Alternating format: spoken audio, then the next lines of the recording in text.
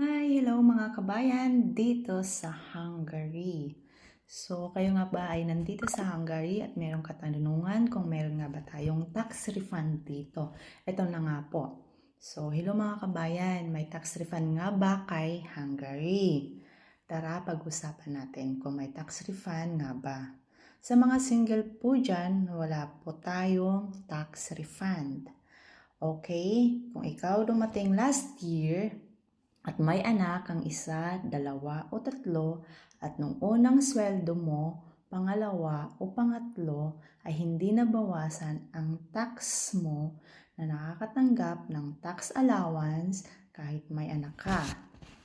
Kasi po, late na na-process yung tax ID ng mga anak nyo, ni employer o ng agency. Ikaw ay makakakuha ng tax refund at doon papasok ang sinasabi na tax refund.